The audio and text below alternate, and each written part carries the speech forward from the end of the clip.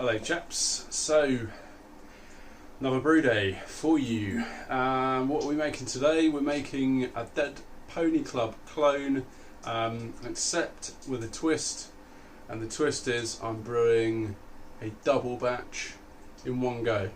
So I'm pushing this bad boy to the absolute limit, and actually even beyond.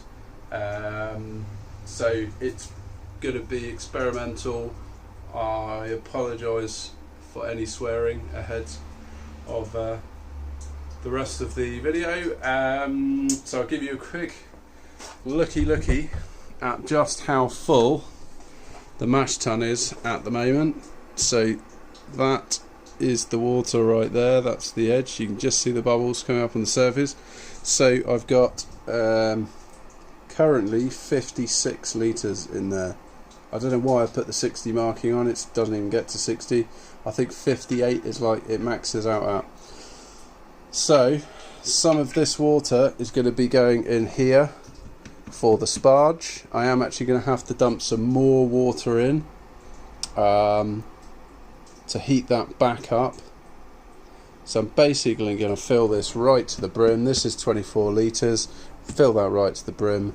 Bring this back up to 38 litres for the mash, and then this is going to go in sparge. That's the hand symbol, the international hand symbol for sparging. Right, so the recipe is going to be some water adjustments. It's supposed to be all pale malt, but I only had 1.5 kilos of pale malt, so I've subbed in a fair bit of Golden Promise, which might make it a little sweeter than intended, but it should dry out reasonably, I reckon. Should attenuate pretty well. Estimated final gravity according to Beersmith is 10,006, which I'm a little dubious about. I don't think it'll get that dry, but we've also got Caramalt, which is the Crystal 10, and some Dark Crystal, which is the Crystal 120. I think I use mostly Crystal 100 and a little bit of Dark Crystal, which I think's in that region of Lovibond. And then we've got Citra Simcoe as bittering additions. You can watch my face for a bit. It's a bit different than just the screen, isn't it? Citra Simcoe for boil at 60 minutes, Citra Simcoe at 30 minutes. Both of those are just 13 gram additions, all of those. And then we've got big dry hops, so it's mostly big aroma dry hops. I'll be fermenting this with Cross Maloof US Pale Ale yeast. It will go into 2 fermentation buckets, and yeah, that's about it. I think I practiced a little bit of sparging in the last brew day. It didn't go well, and I shall tell you why it didn't go well, because I had this hole in the side of this bucket. This is the bucket that has holes in the bottom that I pull the bag, the brew in the bag, I pull it out, put the bag in the top here, and then it helps drain it. This used to be where a tap went. Basically when I sparged, it just all gushed out here and down the side of the mash tun. So I have got a bit of a bodge, which is basically just a piece of the lid, which I have attempted to sort of bend slightly. Once the bag's in there, what I will do is slip that there, and just hopefully that'll be enough just to cover it up and stop too much. Certainly it will stop it gushing out anyway. So yep, I've got an extended hose off the pump that runs to the sprinkler head piece on the lid. So I'll be using that to recirculate during the mash, and as well as sparge. I think that's about it, guys. So I also, during this brew day, will be kegging the Mango Milkshake IPA, which will be fun. and I'll be doing a separate video on that, so there'll be a bit of footage of me kegging it, and then I'll do a tasting video. As I didn't do a grain to glass, I just did a brew day on that one, and I've also got to keg my first Hefeweizen, which was a shitty brew day, didn't go at all well. Right, water is up to temp, very nearly up to temp, so I'm mashing in with 7.7 kilos of grain. So this is a big old mash, obviously, for double batch, so I'm effectively making 44 litres or 45 litres of beer, which equates to, I don't know, like 10 gallon batch, something like that. The boil's going to be really interesting because I'm going to be boiling, I think, 54, 55 litres. So it literally is going to be like up there. So wish me luck. You'll see how it goes.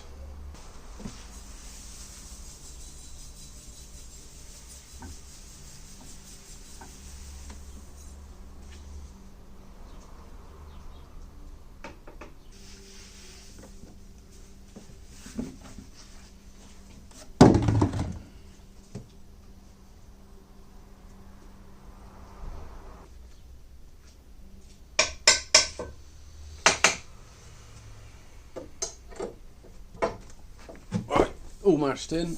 I will give you guys a quick look at the mash. There she is. So not a super thick mash. Yeah, not super thick mash because there was 40 litres going into the mash. I was limited to how much I could sparge with, given it's 24 litre picnic cool box thing. So. Yeah, I'll flick the controller back on, see where we're at temperature wise. I'll unplug you and we'll get a vibe of what's going on. Right, so controller's going back on. Need to readjust the set point. I'm shooting for a 64.9 degree mash. There you go, so it looks like right now I'm 1 degree over, but yeah, that's coming down, so that's not too bad. It should sort itself out as we go through the mash. So I'll give you guys updates as we go. I'll check the pH as I normally do, see where that's at. I don't have anything to adjust it with, so I'm hoping my water chemistry adjustments have done the job. There's a lot of grain in there as well, so that should help. Yeah, I'll give you an update as things progress. Right, chaps. So mash is I'm about 25 minutes into the mash. It's going pretty well. Holding temps very consistently, which is great. I think it helps when you're brewing in the summer and you're not trying to battle the cold. So I've checked the mash pH. Initially came out at 5.8 in that region, which is obviously way too high. What I've done is added some more AMS during the mash, so it's now down at 5.3. That being said, this is not a cooled sample, so get that on Celsius.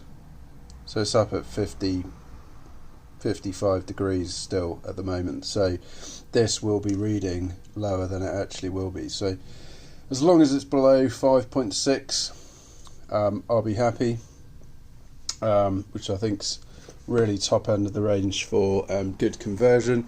That being said, 20 odd minutes of the mash is already done, so what can you do? Just trying to recover it as best I can really in terms of the pH. So I'm pleased with how it's going so far. 35 minutes to go, and then I will start the sparge. I'll make sure you guys catch that. Just having a nice pint of my neck oil clone, which came out probably cloudier than the original, but it's massive dry hop in it. Super amazing aroma. There's about 5 different hops that went into the dry hop across the whole beer, including Galaxy and Mosaic, and maybe even Citra as well. So it's a real proper hop bomb, 3.9%, so it's a real session ale, and it came out a little more bitter than I expected. That being said, I haven't really been drinking many very bitter beers, so I've got a can of the real deal in the fridge, so I might in a minute do a quick video on tasting head to head, see where I'm at. So hopefully you'll see that video as well, guys. Cheers, check in with you in a bit. Okay guys, so mash is done, 60-minute mash. Managed to sort the pH, all good there. So I'm just doing a mash out, which is a little bit weird given I'm going to be sparging with temperature water that's going to be below the mash out temperature, but yeah, I'm just going to mash out anyway. Currently at 65, 66 degrees, heading for 75. Just slowly recirculating this, just to keep the mash temp even. The elements under here. So let's hope I don't end up with another scorched element like the last time. But in fairness, I'm pretty sure what I did was, where I was doing a decoction mash, raising the temp from about 50 degrees to 68, something like that. I had the pump fully open, and I think what was happening was it was just running the water out faster beneath the plate, and the water was basically coming out faster than it could filter through the grain bed, resulting in the wort getting scorched. Possibly, I don't know. We'll have to see. But or I possibly had too much power running into the boil. I don't know. So I'll have to just keep an eye on that today, and because I don't want a repeat of another scorch. So all good. I shall catch up with you once I am at a boil. Okay, so mash out is done. The clarity of the wort is looking absolutely fantastic. Just a really lovely dark amber colour, which was exactly what I was aiming for. So really pleased with that. Right, so I'm going to pull the bag, use that bucket over there, let it drain, sparge it. Boom, we should end up with about 56 litres or something like that for the boil. Cool, see you in a bit.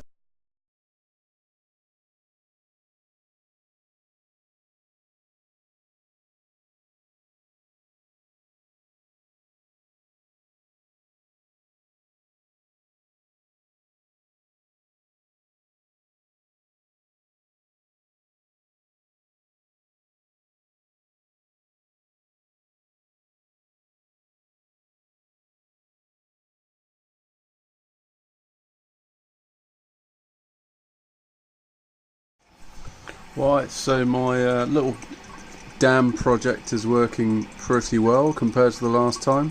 Last time it was just gushing out, like literally over here and down here. So there's a little stream coming out, but it looks like what's happening is that's just running down there and then off under into the mash tun, which is great. That's working really well. Mash sparge is taking a little longer than I thought. Kind of underestimated that, I guess. A lot of you guys have been used to sparge is taking a while. Brew in the bag, you're just like, whoop, there it goes, and crack onto the boil. So a little bit of draining and squeezing and stuff, but it's done in 5 minutes. So hopefully this is going to work well. It was the only way I was going to be able to mash that kind of volume, because if I'd done a full volume brew in the bag mash for that amount, I just wouldn't have had enough mash tun space to do that. So had to work with what I got. and it seems to be coming off all right. Right, guys, finished sparging. Went to squeeze the bag, made a fucking great mess because what I didn't realise was basically we were up to volume. So, talk about maxing it out. This thing is at 56, I reckon 56 and about half litres, which is exactly what I wanted, which was 56.42 litres. I'm pretty sure I'm bang on that, but I dare say the boil is going to be very interesting. I have got a handy spray bottle on hand, as I know apparently if you give the old hot breaker spray you can try and calm things down. Currently it's 77 degrees. I'm imagining it's going to take a while to get to a boil. So really pleased with how the sparge went, really pleased. It worked out loads better than the last time I tried it. I'm just going to check the post-mash gravity in a second, see where I'm at, hopefully hitting some numbers. So I'll be back in a sec.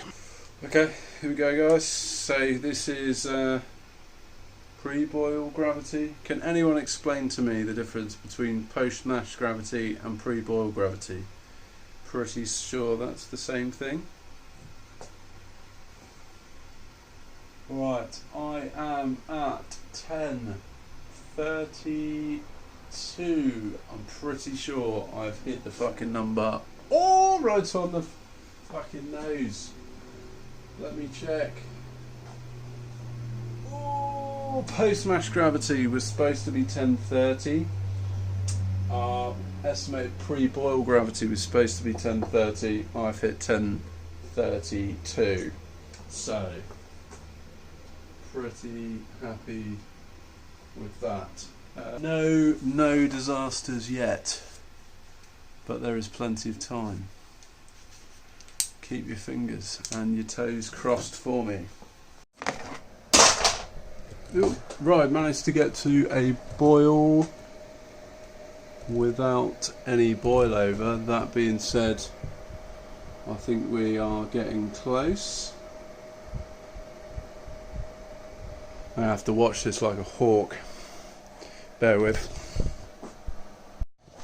Right, where were we? We're there. We've got to a rolling boil and no boil over. I have to say, the old spray, absolutely amazing. I also ended up having to spoon off a whole load of hot break. So I've got a whole half pint of hot break there. Yummy.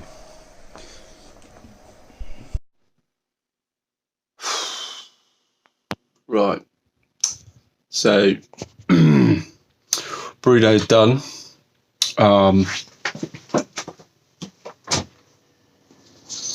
They are tucked up nicely in the fermentation fridge.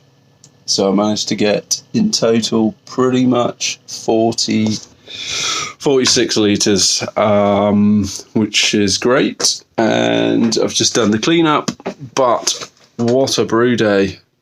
I ended up with one boil over, not a crazy one, but just one boil over.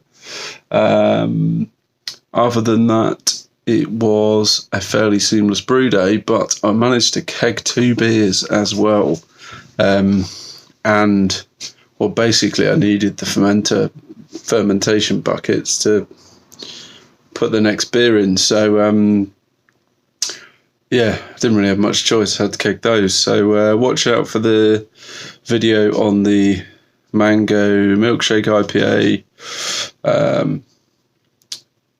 kegging and tasting video, because that's got some footage of me kegging it from tonight. So I was multitasking, and I'm pretty fucking knackered now. So it's midnight.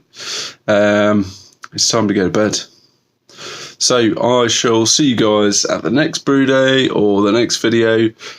Take care, drink beer, peace out.